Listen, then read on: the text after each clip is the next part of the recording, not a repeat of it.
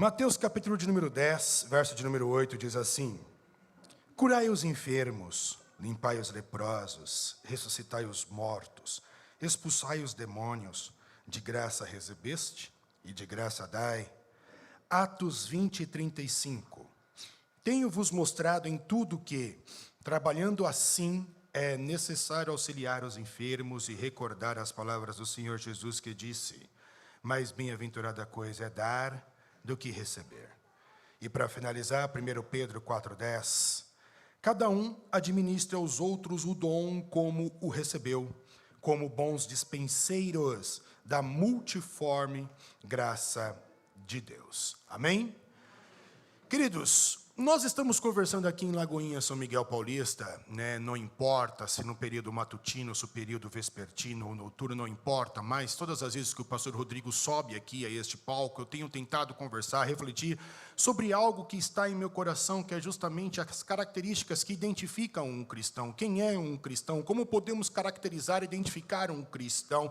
Então, são características que vão nortear o universo do cristão. Aquele cristão que é chamado de discípulo, não é só aquele cristão que recebe o nome, o título, porque está seguindo Jesus ou porque tem uma suposta religião. Estamos falando do cristão que é discípulo. Como podemos caracterizar, como podemos identificar esse cristão? Logo, seria uma reflexão, uma série de mensagens pautado em cristão e identidade. E nós já trabalhamos alguns temas e quero hoje trabalhar mais um, que seria a questão da generosidade, pois entendo que uma característica intuitiva do cristão é justamente a generosidade. Então, quando eu olho para Mateus capítulo de número 10, especificamente o verso de número 8, nós estamos na trivialidade do Cristo. Cristo está vivendo o seu trivial, Cristo está vivendo o seu rotineiro, Cristo está vivendo a sua missão encarnada, Cristo está pregando, Cristo está ensinando. Este é o Cristo que nós conhecemos nas páginas da Bíblia Sagrada. Isto é trivial para Jesus, isso é rotineiro. Jesus fazia isso todos os dias: ensinar, curar, pregar, aconselhar,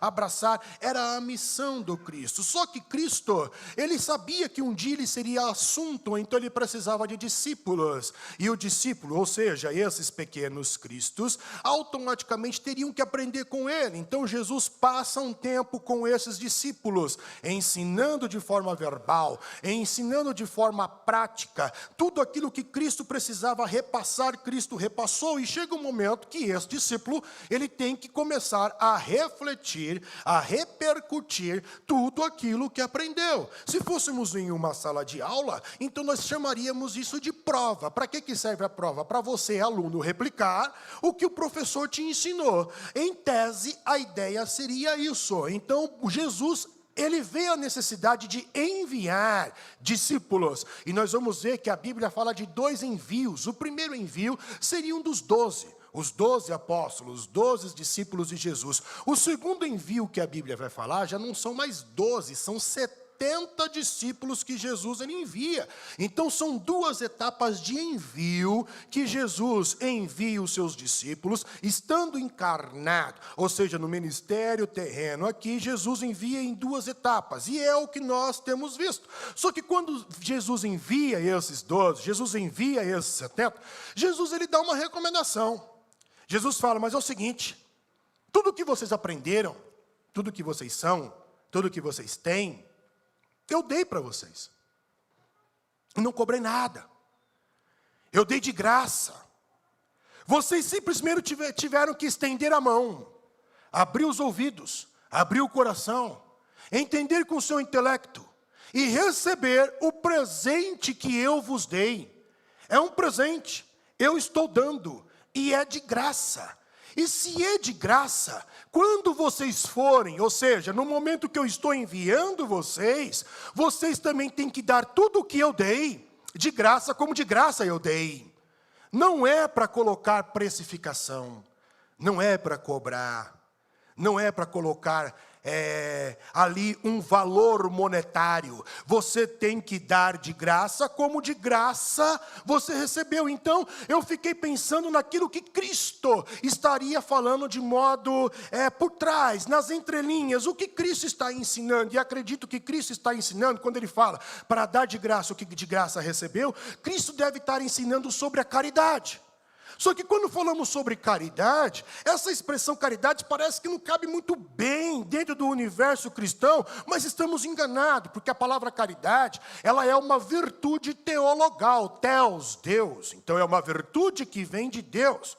Em que consiste a caridade? Ela é uma virtude teologal, onde alguém demonstra Deus para outro alguém através de práticas e atividades benfeitoras. Isso seria caridade. Então eu revelo que Deus existe, não pela teoria. Eu revelo que Deus existe não por uma palestra. Eu revelo que Deus existe não porque escrevi um artigo científico, ou até mesmo teológico, ou um livro. Eu revelo que Deus existe através da prática, ou seja, para aquele que está desesperado, para aquele que está no sofrimento, para aquele que está no caos, e eu faço uma caridade, eu mostro que ainda há esperança na humanidade. Eu mostro que ainda existe um outro lado, existe o bem, existem pessoas que foram tocadas por Deus e permite Deus tocar essa pessoa em sofrimento através dela. Isso seria caridade. E eu acredito que é justamente isso que Jesus está ensinando. Aí nós vamos para Atos.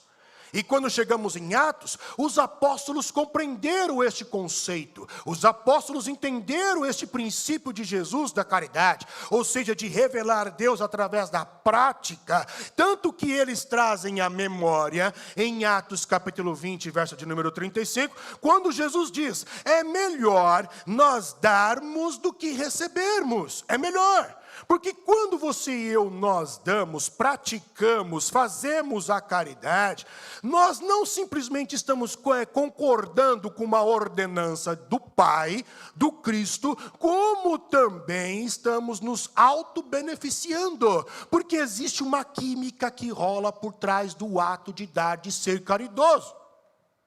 É por isso que Jesus disse que é melhor dar do que receber. E os apóstolos aprenderam isso e replicaram isso. É melhor dar do que receber. Porque quando você dá, você sente um sentimento de completude.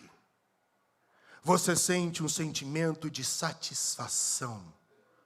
É como se você tivesse cumprido uma missão. Eu cumpri a missão das boas obras de hoje. Você sai contente, você sai feliz, você sai realizado, você sai pleno. E isso é caridade. Quando falamos da completude, vemos que Deus está falando justamente que melhor é dar, porque além de fazer o bem e revelar a existência dele, você se autocompleta. Você se autoencontra, você se satisfaz. É aí que entra então Pedro, que nós lemos, e Pedro ele fala que dar, é um dom. Você entregar alguma coisa, fazer caridade, é um dom. E a palavra que Pedro usa é justamente dom. E quando falamos de dom, dom, existe vários significados para o termo dom. Por exemplo, o termo dom, na linguagem de Paulo, em Corinto, pode significar poder. Pode significar autoridade. Dom também pode significar graça. Tanto que o próprio Paulo, ele diz que a salvação é um dom. Logo você recebeu este presente, você recebeu essa graça sem você merecer. Então, dom, nós poderíamos dar vários significados para o termo dom. Entretanto, o que eu mais gosto é esse que já falei. Dom é sinônimo de presente. E quando olhamos para o ato de dar, o ato de presentear, nós vemos que se somos caridosos, estamos seguindo não só os passos do Pai, bem como os passos do Cristo, mas também do Espírito Santo, porque quando Paulo, ele escreve em Corinto, capítulo 12, verso de número 4 e verso de número 7, Paulinho escreve assim: ora, há diversidade de dons, mas o Espírito é o mesmo. E no verso 7, mas a manifestação do Espírito é dada. Então, na linguagem de Paulo e na linguagem de Pedro, o apóstolo, caridade, dar, ter essa atitude de revelar Deus através da prática, é também uma característica de despenseiros. Em outras palavras, o Espírito Santo, ele é um despenseiro das dádivas do Pai, e você e eu, como cristãos e discípulos, temos que ser despenseiros revelando Deus nessa terra. Então, o cristão tem que ser caridoso? Sim. Como é que caracterizamos e identificamos um cristão? Pela caridade. Pois ele revela que existe um outro lado, por ser despenseiro da graça e do amor de Deus. É aí que entra, por exemplo, a ideia de culto. Quando nós pensamos em culto, o que vem na tua cabeça? Primeira coisa, colocar a melhor roupa para ir ao culto. Segundo, eu vou a algum lugar, e o lugar é o ambiente da interação. E a igreja é um lugar, porque na igreja existe o ambiente da interação e da comunhão. Então, quando eu falo de culto, eu vou a um lugar, eu me desloco. Coloco a melhor roupa, tomo um banho, tomo um café, eu me perfumo, e aí eu vou a este lugar. A ideia de culto é isso. No culto, vamos cantar. O culto é regido por oração. Tem o momento do ofertório, e tem o momento da reflexão da palavra. Quando falamos de culto, o que vem em nossa mente de imediato, nosso cérebro, ele vai puxar justamente essas características, e não está errado. Tudo isso faz parte do culto, mas partindo do pressuposto de culto, onde eu revelo Deus, onde eu apresento Deus, eu entendo também que culto ele é uma prestação de serviço. Pois quando eu louvo, quando eu adoro, quando eu honro, quando eu elogio a Deus, em tese, eu estou prestando um serviço a um ser divino que eu caracterizo como Deus. Só que se culto também é elogiar, é prestar serviço, quando eu presto um serviço ao meu próximo, eu estou cultuando, mesmo que não saiam notas musicais da minha boca. E mesmo que eu não faça uma oração por aquela pessoa, no contexto de oração que entendemos, mas eu estou cultuando, porque eu estou prestando um serviço. Por isso, o culto pode ser feito em qualquer lugar, porque eu posso prestar um serviço revelando Deus pela prática em qualquer lugar. É o que disse Jesus em João, capítulo de número 4, quando ele bate um papo lá com a samaritana no verso 23. É chegada a hora chegou, em que os verdadeiros adoradores adorarão ao Pai em espírito e em verdade. Então não existe um lugar específico. Eu posso prestar um serviço, eu posso elogiar o meu Deus, eu posso honrar o meu Deus com as práticas, mostrando que Ele existe em qualquer lugar. Pode ser no hospital, pastor? Sim. Pode ser na faculdade? Sim. Pode ser na creche, pode ser no mercado, no trabalho, pode ser no transporte? Sim. Em todo lugar é um palco para adorar o nosso Deus. Porque em todo lugar é um lugar para se prestar um culto, se prestar uma homenagem, ou se prestar um serviço a alguém, até mesmo no seio familiar. Quando você dá assistência a alguém que necessita, você está prestando culto. E isso aqui então, pastor, para que serve tudo isso aqui que a gente está fazendo aqui? Irmãos, eu já falei para vocês que a igreja, nesse contexto aqui, é um forte militar. Então você está na guerra, lá fora. Você se machucou, você ficou fraco, você não se alimentou, você não tomou banho. Então você vem para cá, junto comigo, no forte militar. E aqui a gente se trata. E aqui a gente se cuida, e aqui a gente deixa Deus nos tratar. Aí a gente revigorou as forças, dormiu um pouco, descansou, foi renovado no sangue do Cordeiro. Aí a gente volta para a guerra lá fora. A guerra não é aqui, a guerra é lá fora. Aqui a gente não trava a guerra com o irmão, a gente trava a guerra lá fora com as potestades. É lá fora. Então em qualquer lugar é um lugar de culto. Por isso, podemos então cultuar a Deus em qualquer lugar. É o que Jesus nos ensina em Mateus capítulo de número 25, verso de número 35, quando ele diz o seguinte: teve momento que eu tive fome, e vocês me deram de comer. Teve momento que eu tive sede, e vocês me deram de beber. Teve momento que eu estava nu, e vocês me vestiram. Teve momento que eu estava preso, e vocês foram me visitar. Teve um momento que eu estava doente, e vocês oraram por mim, vocês ficaram do meu lado, foram até na farmácia comprar remédio para mim. Aí os discípulos não entenderam nada, porque às vezes a gente é meio lesado, a gente realmente não entende muitas coisas de Deus, a gente funciona naquele sistema da internet de escada. Aí a ampulheta vai virando para lá, para cá, vai girando a bolinha, a gente não entende nada. Mas aí então eles perguntam, quando é que foi que vimos o Senhor nessas condições? Aí Jesus diz, quando vocês tiveram atos de caridade a um desses meus pequeninos, vocês me cultuaram. Vocês prestaram um serviço para mim. Por isso que qualquer lugar é um lugar de adoração. Por isso que qualquer lugar é um lugar para se prestar um culto, para revelar a Deus. Eu não preciso conversar com uma pessoa aqui e falar assim, eu vou mandar mensagem para o meu pastor te orar. Não, irmão, revela a Deus tu lá.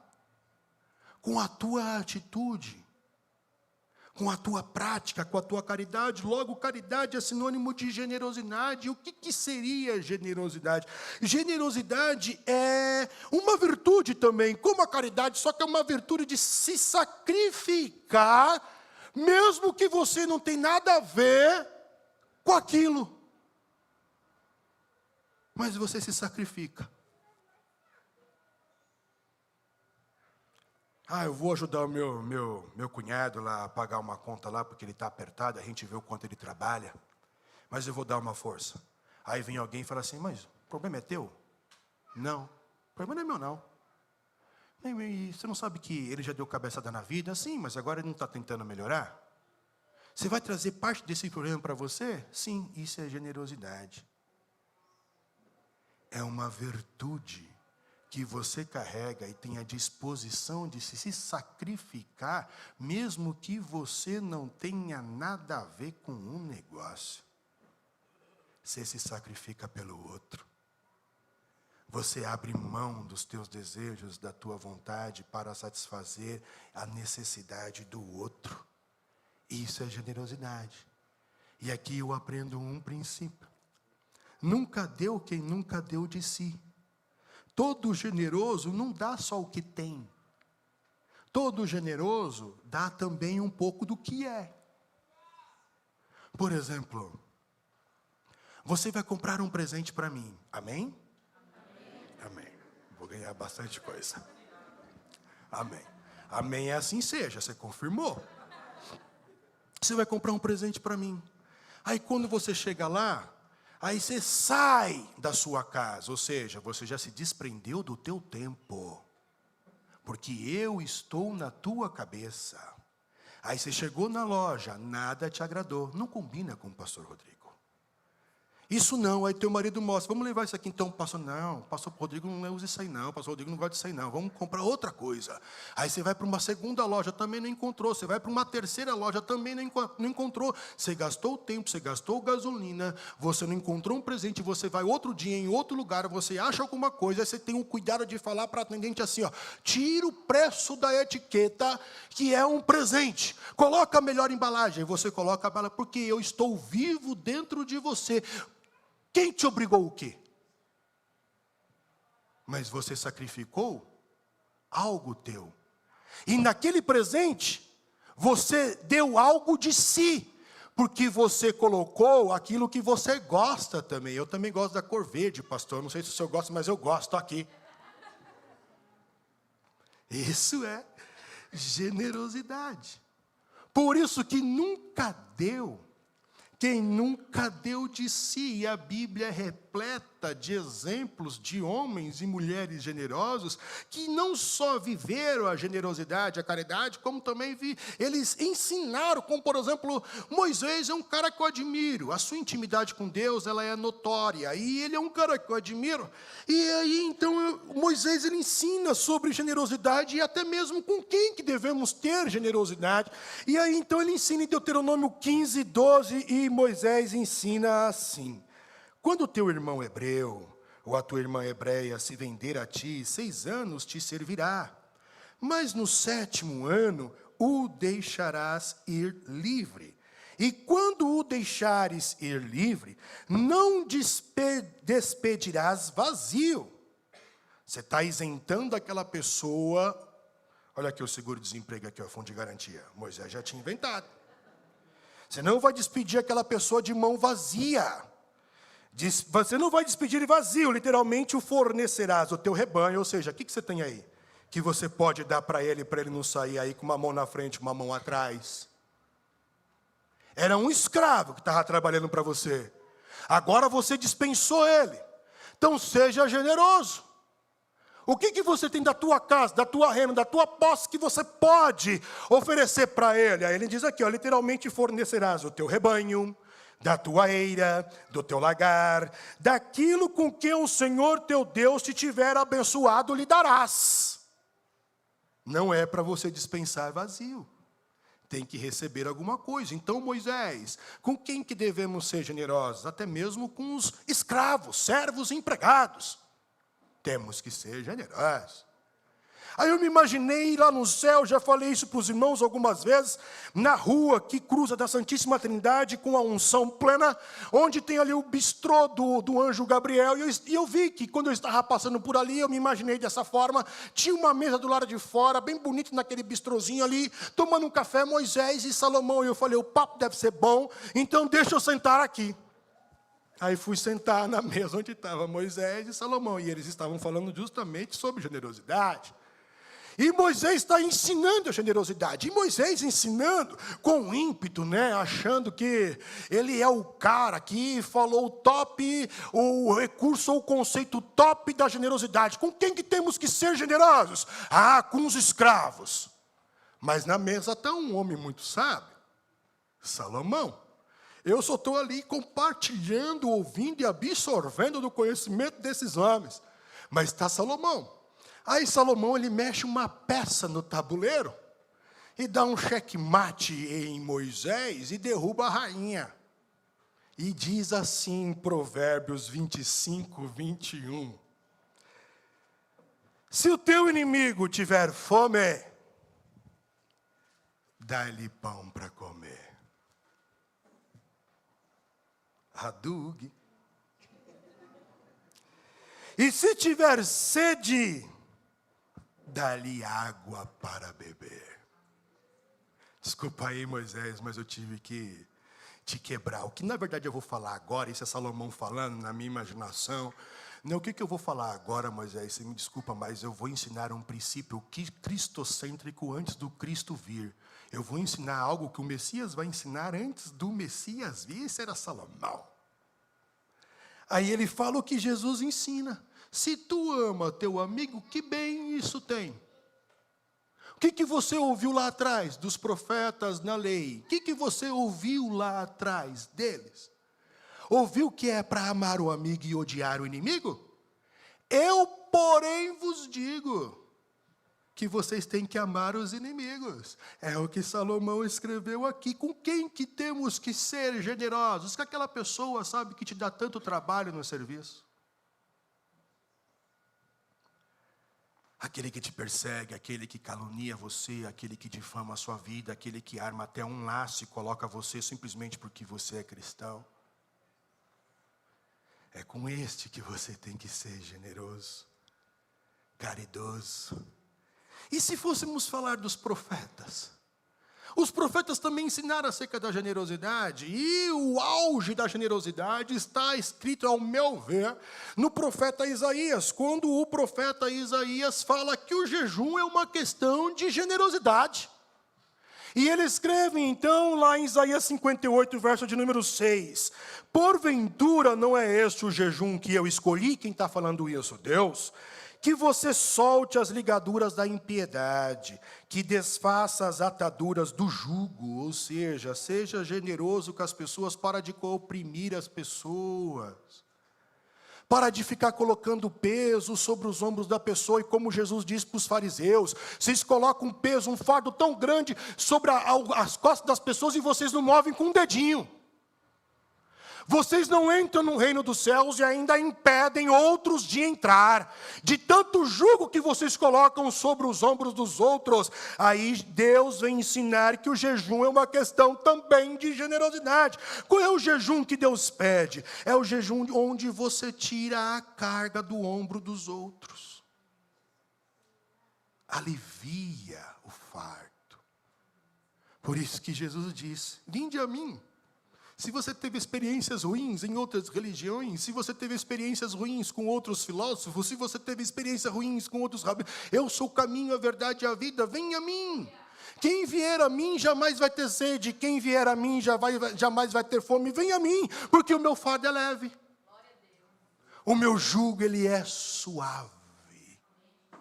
E ele continua: que desfaças as ataduras do jugo e deixes livres os oprimidos e desfaças todo o jugo. Porventura não é também que repartas o teu pão, que seja generoso, caridoso com o faminto? Esse é o jejum que Deus pede. O jejum da generosidade, porque quebrar um ego, irmão, é difícil. Quebrar a própria vontade, o próprio eu, é difícil. Quebrar a ideia de que vai faltar para mim, por isso não faço lá, é difícil. Por isso que é um jejum, porque jejum traz a ideia de sacrifício. Então, quando você faz o jejum da generosidade, você está sendo generoso, porque o generoso é aquele que se sacrifica, mesmo não tendo nada a ver com aquilo. É o generoso. E Cristo? Cristo é o maior generoso que já existiu, porque Ele deu de si. Ele trouxe o amor de Deus e o Deus do amor. Ele deu do seu conhecimento, Ele deu da sua graça, Ele deu do seu perdão, e até hoje Ele continua dando as segundas oportunidades. Imagine se Jesus não nos desse segundas oportunidades. Deus é um Deus de generosidade. Aí você fala assim: pastor, eu sou muito religioso. Aí eu falo para você: abandone esse caminho, porque o evangelho não é religião. Nós não seguimos uma religião, mas ok. A religião não é de todo ruim, ela tem a sua valia. E se você é um daqueles muito religiosos, existe também uma religião pura e verdadeira, que Tiago ele escreve qual é. E ele escreve no capítulo 1, no verso de número 27, ele diz assim: a religião pura e imaculada para com Deus e Pai é esta: a generosidade. Onde você visita os órfãos, você visita as viúvas nas suas tribulações. Não é na bonança, não é quando ela ganhou na loteria. Não é quando ela trocou de carro. Não é quando ela comprou uma nova casa. Você visita nas tribulações, no sofrimento, nas angústias, nas mazelas. E também se guardar da corrupção deste mundo. Esta é a religião verdadeira. A religião verdadeira é a religião da generosidade. É a religião da caridade. Boas obras, caridade, generosidade não leva ninguém a Deus, mas o fato de você ter Cristo e não conseguir se compadecer é estranho.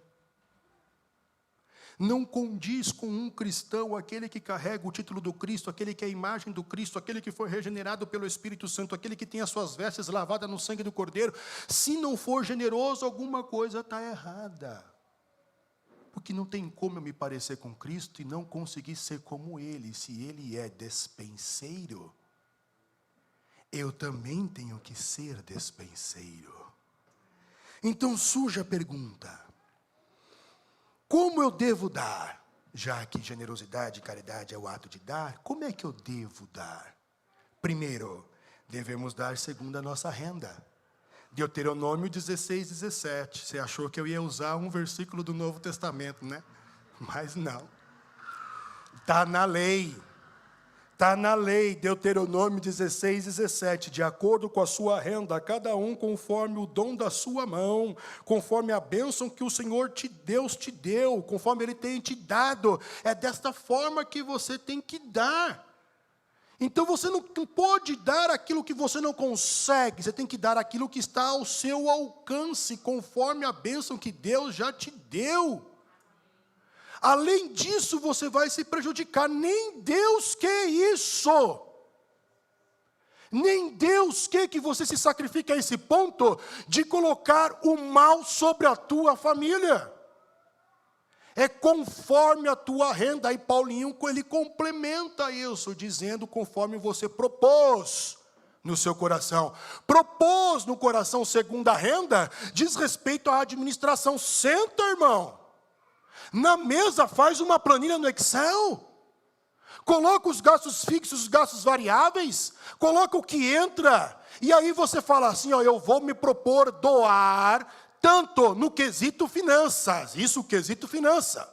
Mas você está enxergando os números.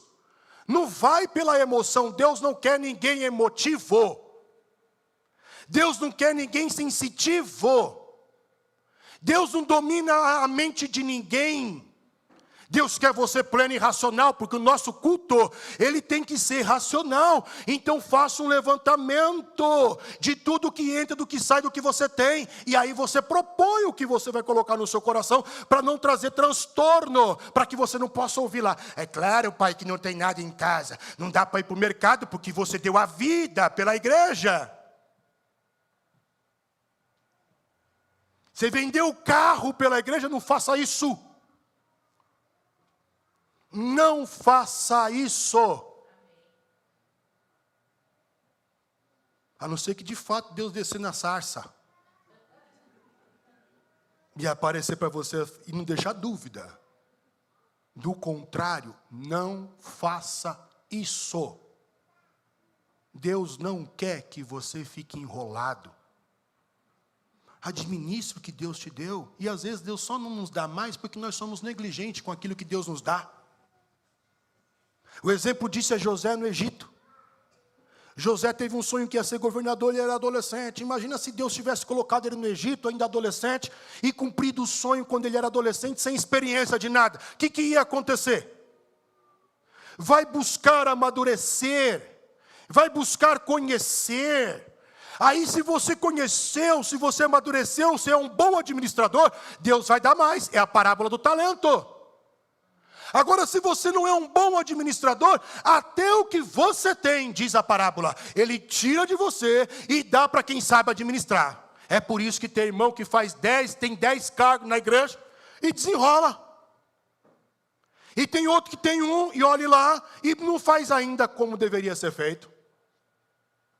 Até o que tem é tirado e dado ao que sabe administrar. Então Deus olha para alguém que não sabe administrar e fala, desculpa, eu não posso continuar te dando mais, porque você não sabe cuidar, você não tem nem noção das coisas que chegam para você.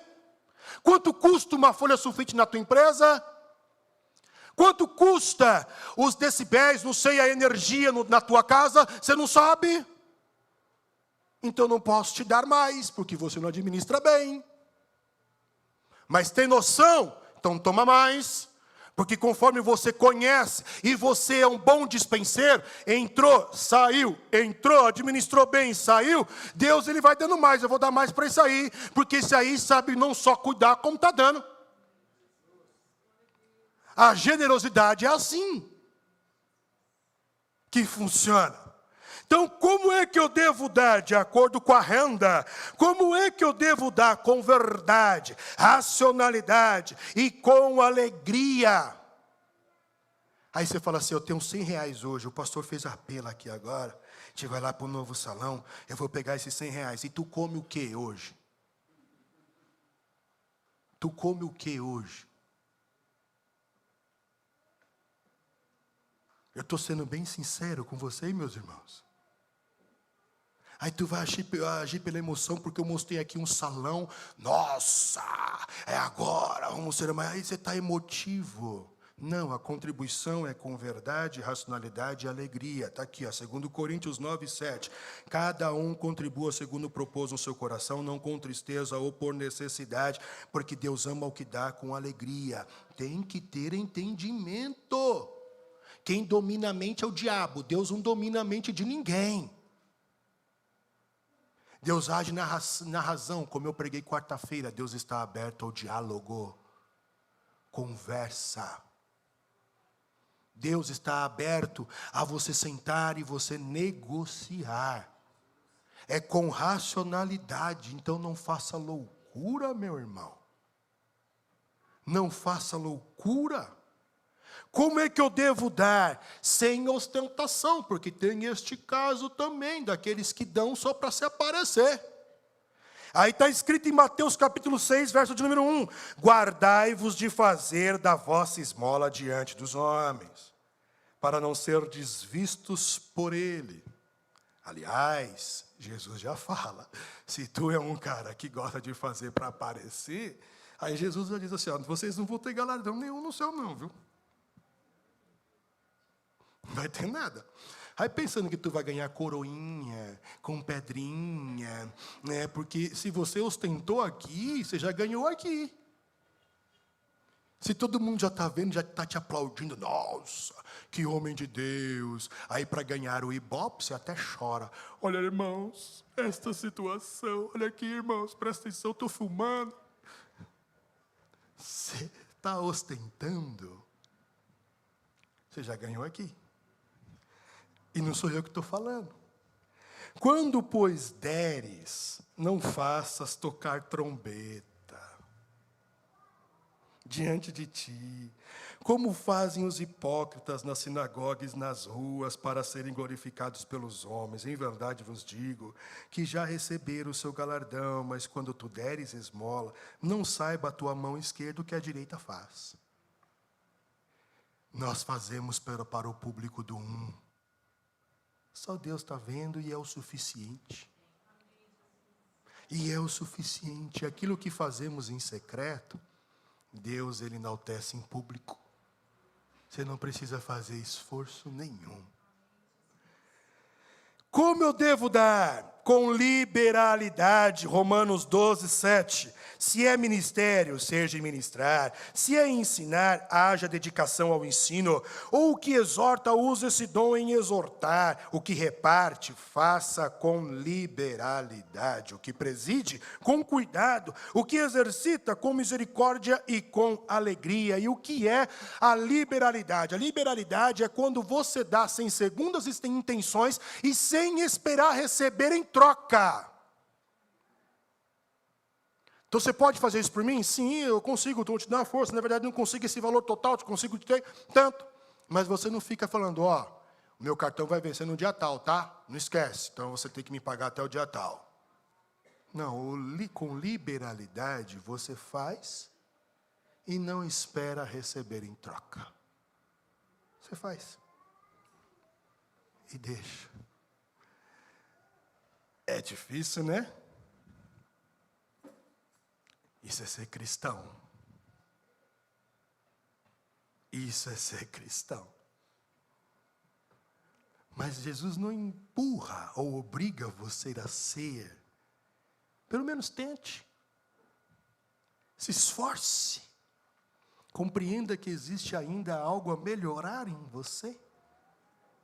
E tente. Se esforce. Eu tenho certeza que Jesus vai te recompensar. Agora, o que eu posso dar? Eu posso dar do meu tempo. As pessoas em nossa era, por mais que estejamos todos conectados em uma rede chamada internet, pelas redes sociais, ainda assim elas precisam ser ouvidas. Como nunca antes na história, as pessoas precisam ser ouvidas. Eu vi um Reels ontem, a Daniela me mostrando, de uma senhorinha já avançada em idade, que a neta dela falou para ela assim, ó, ô vó, eu não vou embora não. Ela, você não vai não? Não, mas você não tem que ir não, eu vou ficar para sempre ao teu lado. E ela começou a chorar, só porque a neta disse que não iria abandonar ela. Nós não fomos feitos para ficarmos sozinhos. Nós somos a imagem de Deus e Deus é relacional. Por mais que a tecnologia nos ajude a conectar, não supre a necessidade do afeto, do toque, do ouvido, do companheirismo, do tamo junto. Não supre. Como é que eu posso dar o meu conhecimento profissional? Como que eu posso dar o afeto? Como que eu posso dar os bens? Eu posso dispor do meu carro para levar alguém a algum lugar, levar um irmão ao hospital, trazer à igreja, levar de volta para casa. Nós temos várias formas. Como é que você pode ser generoso e com isso revelar o Cristo? Onde você pode ser generoso e com isso revelar o Cristo? Por isso eu oro, irmãos. Eu oro para que sejamos, sim, guerreiros, valentes, generosos, caridosos, mas sem ostentação. Para sermos igreja, a imagem do Cristo nesta era.